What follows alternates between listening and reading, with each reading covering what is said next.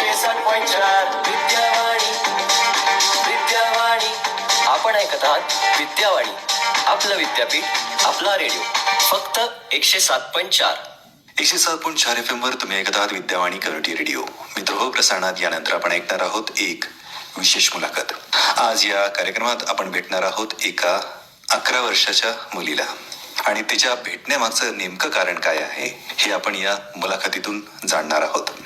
त्या मुलीचं नाव आहे ज्ञानदा कदम आणि तिची मुलाखत घेतली आहे रामेश्वर मोरे यांनी. ऐकूयात ही विशेष मुलाखत.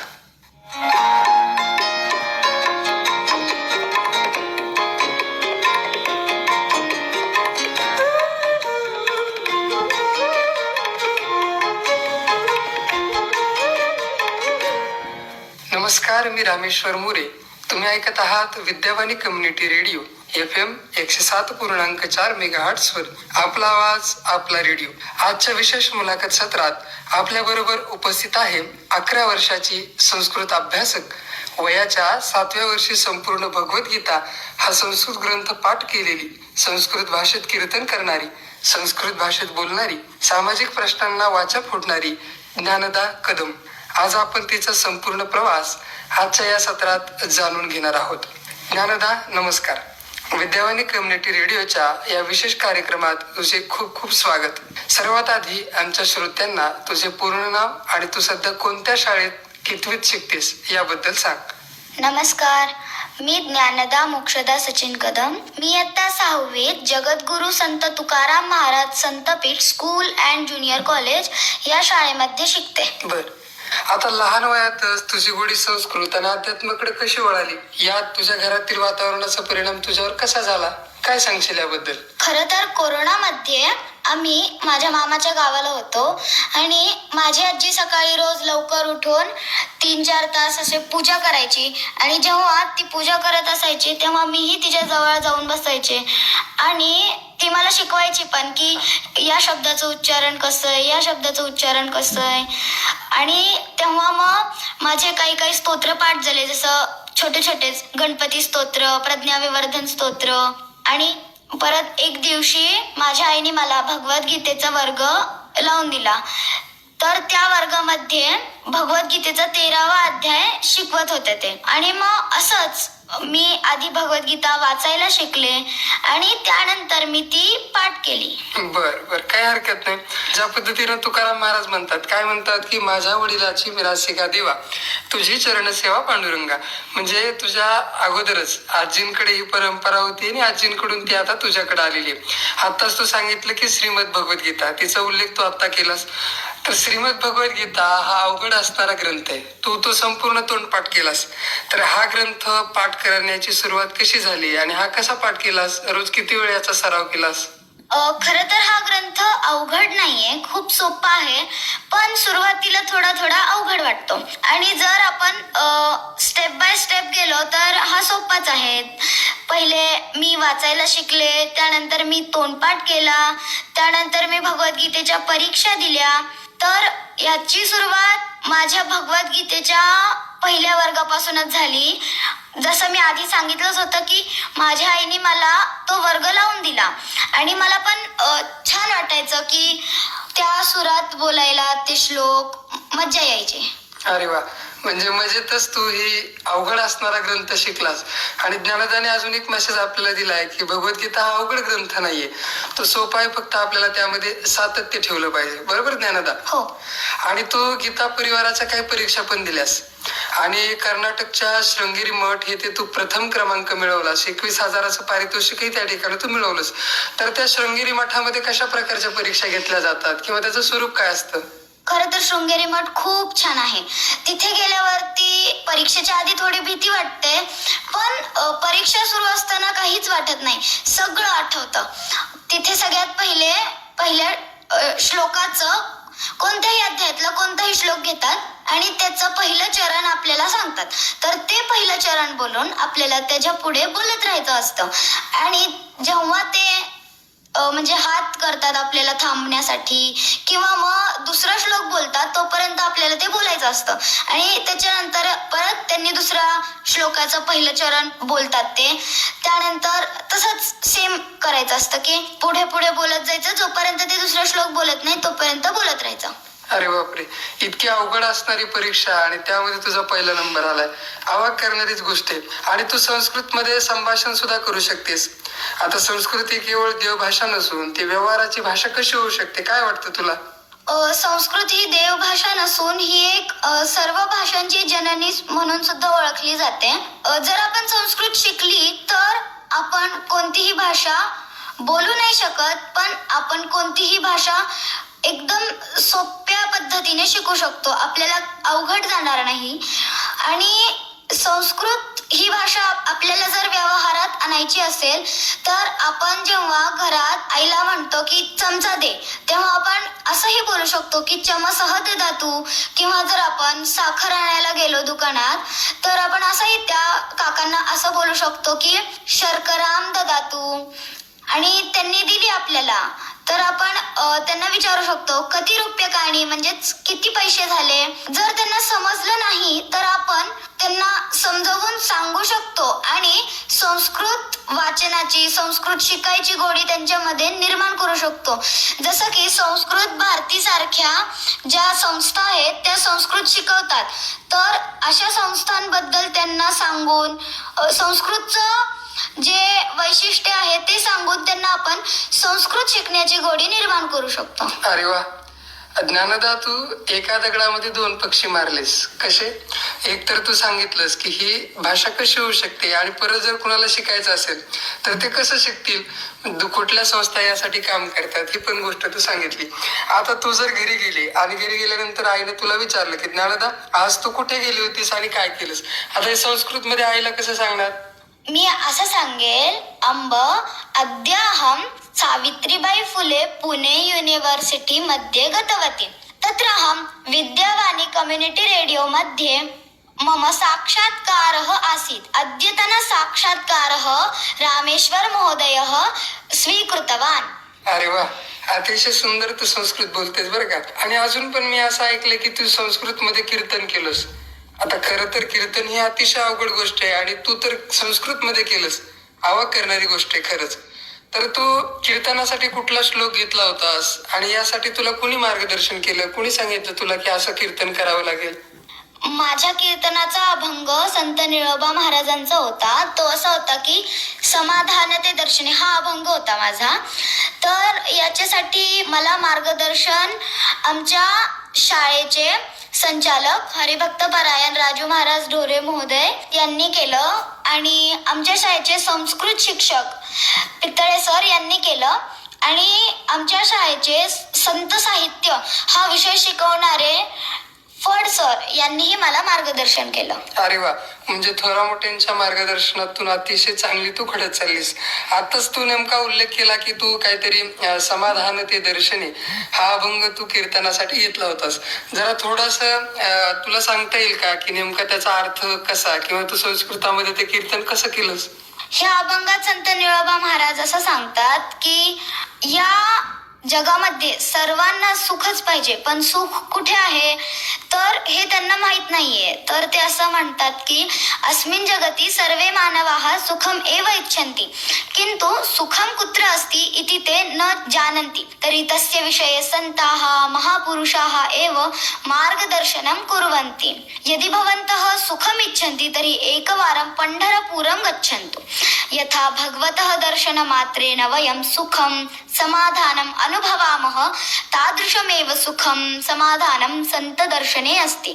दर्शने प्रशस्ती पुण्यपुरुषाः. आणि संत निळोबा महाराज सांगतात की समाधान ते दर्शने म्हणजे समाधान कशात आहे तर त्या दर्शनामध्ये ज्याच्यामुळे आपल्याला आपल्या सद्गुरूचं दर्शन होईल. अरे वा, अतिशय छान. म्हणजे समाधान कशाला म्हणावं हे तू संस्कृतातून सगळ्यांना सांगितलंस. ज्ञानदा, अनेक गोष्टी तू आमच्यासोबत शेअर केलेल्यास.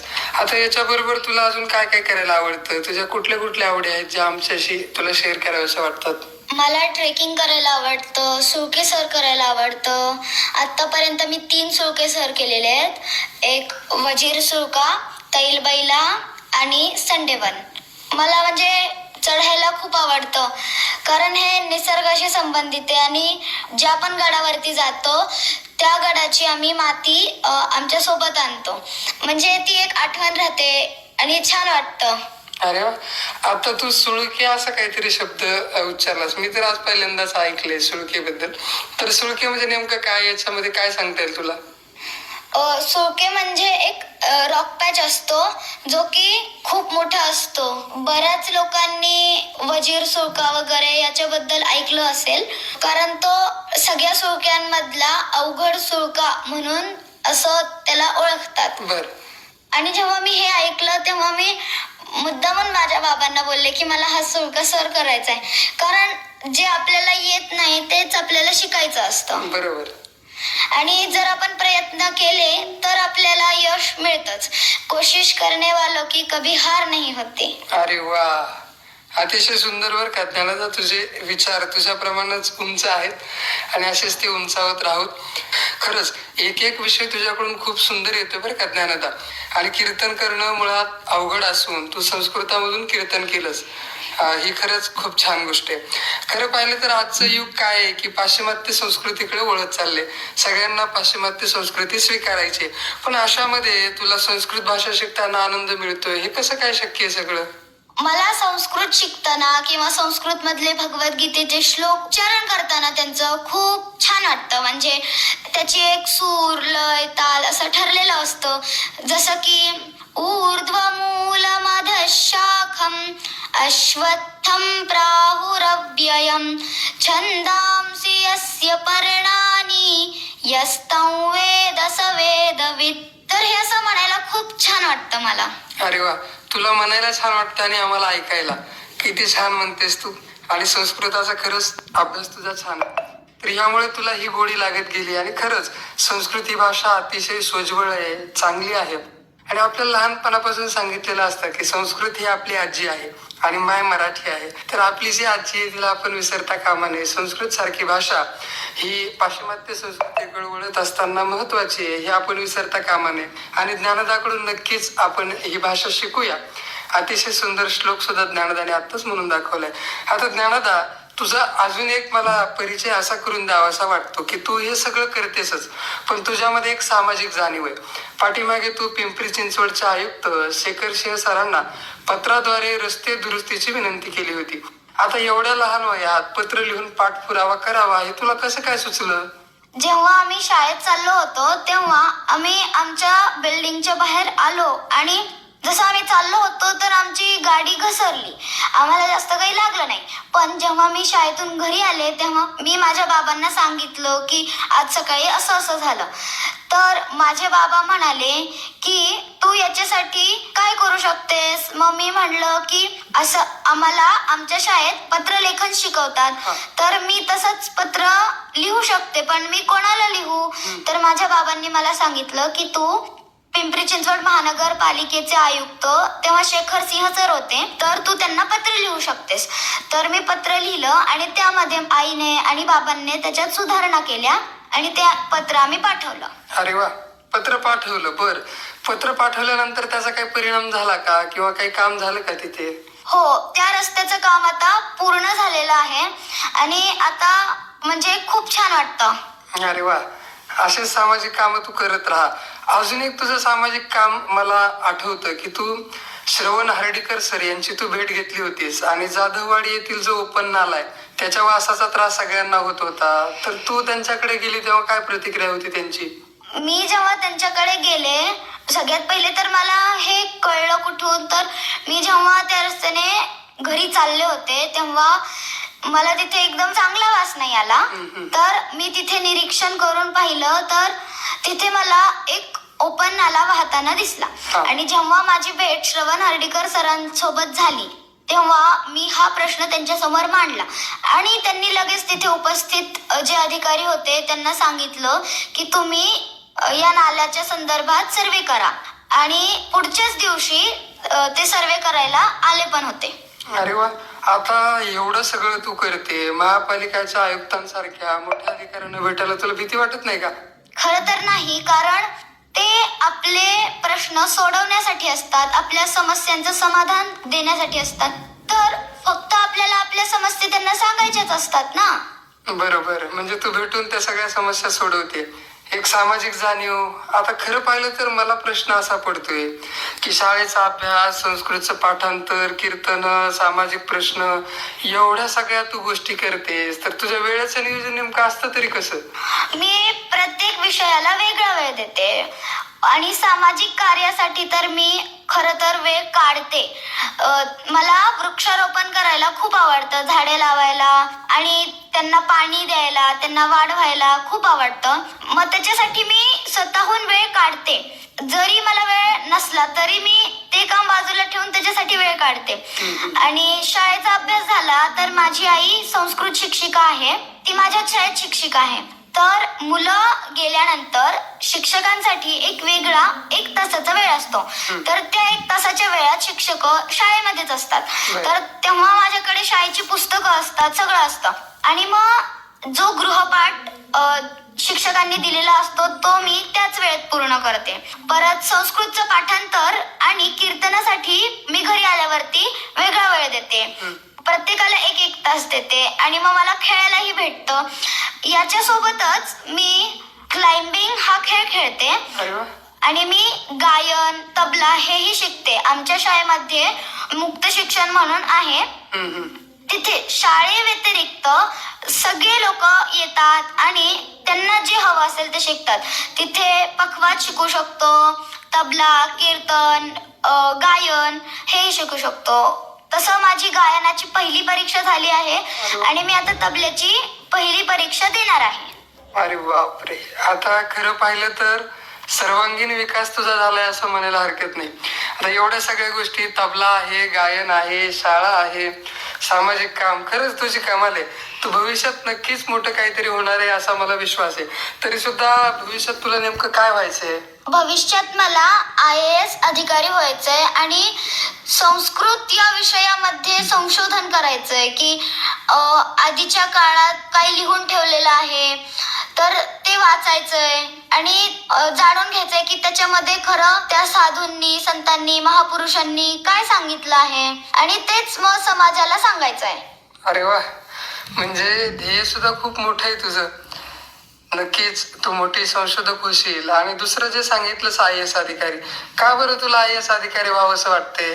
जर मी IAS अधिकारी झाले तर मी लोकांचे प्रश्न सोडवेल, त्यांच्या समस्यांचं समाधान करेल आणि हे काम मी मनापासून करेल, अगदी खूप चांगलं करेल याची मला खात्री आहे. तुला IAS बनण्यासाठी आणि संस्कृतच्या कामासाठी, दोन्हीसाठी मी तुला मनपूर्वक शुभेच्छा देतो. शेवटी तुझ्यासारखे जे इतर मित्रमैत्रिणी आहेत आणि त्यांचे जे पालक आहेत त्यांना तू काय संदेश देशील, काय सांगशील त्यांना?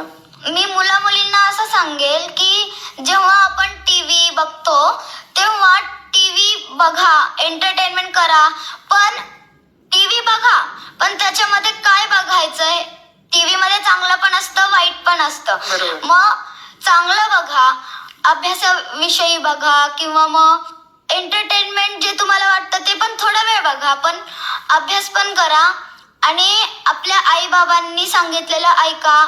आपली आई आपली मैत्रीण असते, आपले बाबा आपले मित्र असतात. आपल्या मित्र मैत्रिणींपेक्षाही आपल्या आई बाबा खूप चांगले असतात. बरोबर, आई बाबा सातत्यानं आपल्याच भल्याचा विचार करत असतात. खरं पाहिलं तर ज्ञानदाचं वय 11 वर्ष आणि 11 वर्षामध्ये असणारी एवढी मोठी समज, एवढं मोठं ज्ञान आणि सामाजिक जाणीव ही खरंच वाखाणण्याजोगी आहे.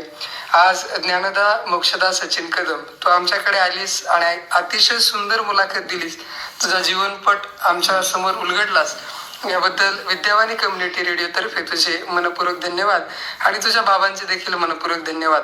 तसेच सर्व श्रोते यांचे देखील मनपूर्वक धन्यवाद. आजच्या सत्रात इथेच थांबण्याची वेळ झालेली आहे, पण आपण ऐकत राहा Vidyavani community radio FM 107.4 megahertz वर. आपला आवाज आपला रेडिओ. याच ठिकाणी मी रामेश्वर मोरे या कार्यक्रमातून आपला निरोप घेतो. भेटूयात पुढच्या सत्रात. मनपूर्वक धन्यवाद.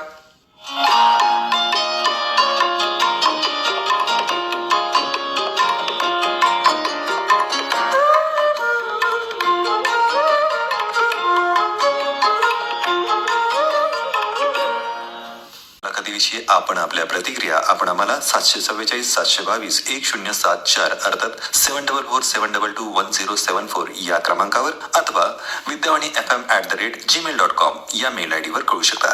यानंतर आपण ऐकणार आहोत